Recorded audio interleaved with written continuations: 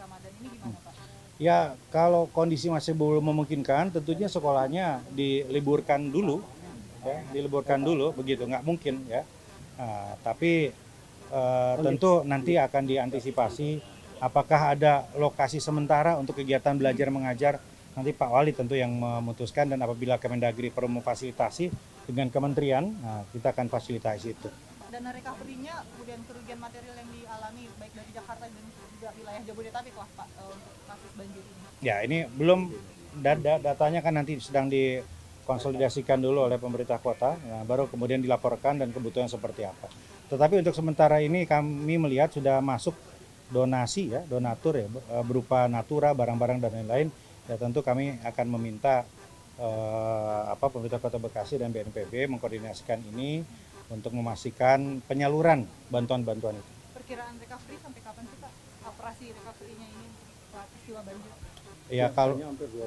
Kalau seperti ini 1 atau 2 minggu begitu ya, dengan catatan tidak ada lagi banjir dengan skala seperti kemarin.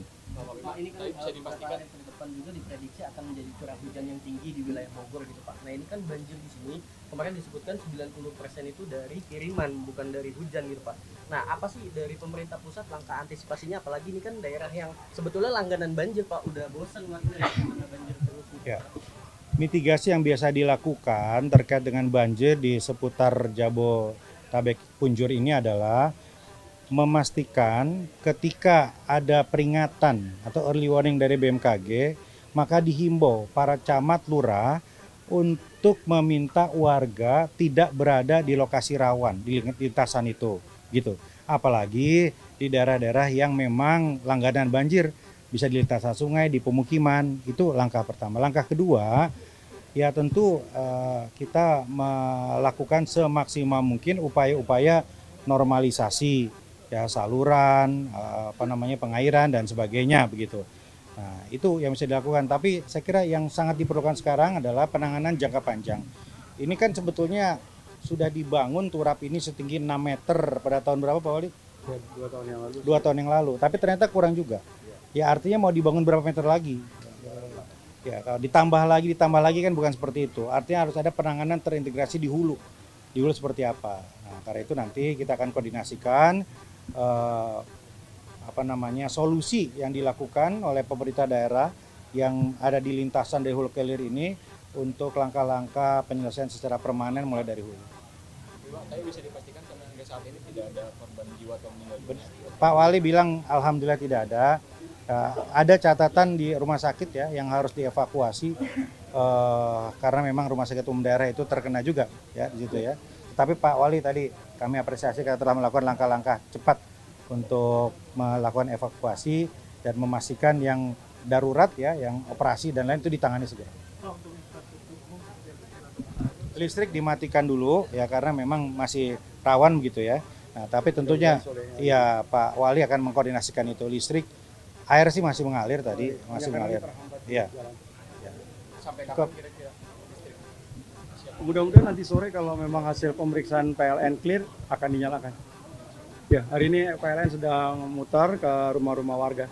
Ya, supaya jangan sampai nanti begitu dinyalakan ada kabel yang koslet atau ada yang putus dan lain-lain. Pak Wali, tapi ada koordinasi nggak sih dengan warga Pak Wali? Ini kan warga sering banget kena banjir gitu ya. Ada upaya untuk mengajak warga untuk dipindahkan gitu Pak Wali, atau disediakan rumah susun seperti yang mau digaungkan di Jakarta gitu Pak Wali? Ya, tadi kan sudah ada permintaan. Saya sudah buatkan catatannya. Tetapi sebetulnya 5 tahun yang lalu pada saat saya sebagai masih Kepala Dinas Pekerjaan Umum sudah pernah melakukan inventarisasi itu. Tetapi kan kembali, rumah itu kan punya sejarah, rumah punya kenangan, rumah punya cerita.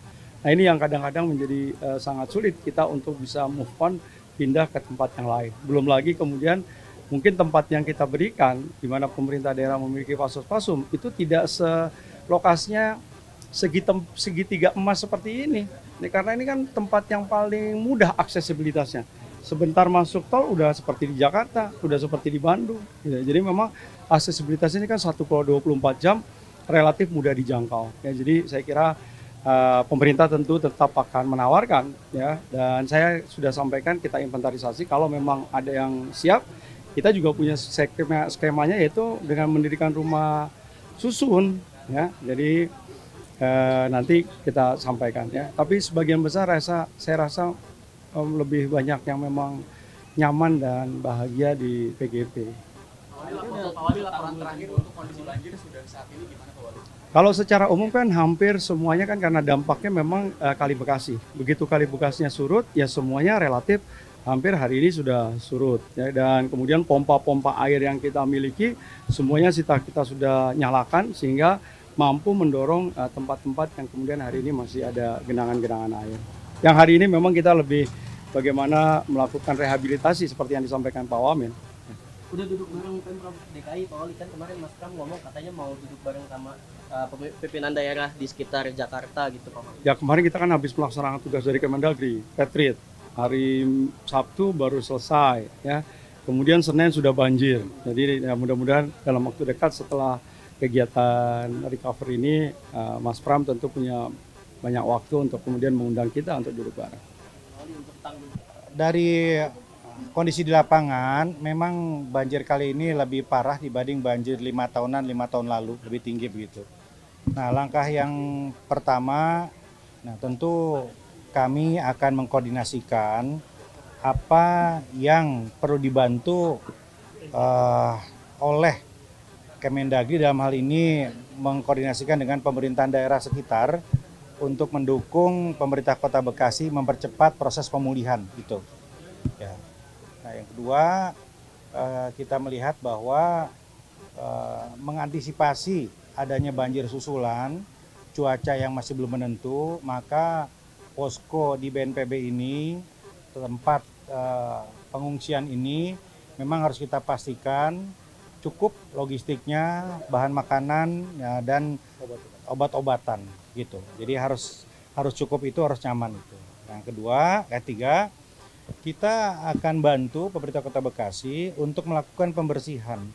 Tadi kami keliling melihat masih banyak rongsokan sampah yang menumpuk ya, ada tempat tidur, lemari dan lain-lain. Warga itu nggak mampu. Dan pemerintah Kota Bekasi juga kapasitasnya harus dibantu. Ya, kami paling tidak sudah mengupayakan, tadi saya telepon langsung Mas Pramono Anung, Gubernur Jakarta, yang akan mengirim truk sampah bala bantuan begitu ya, termasuk tenaganya. Tenaga yang bersih-bersih itu akan kita bantu juga.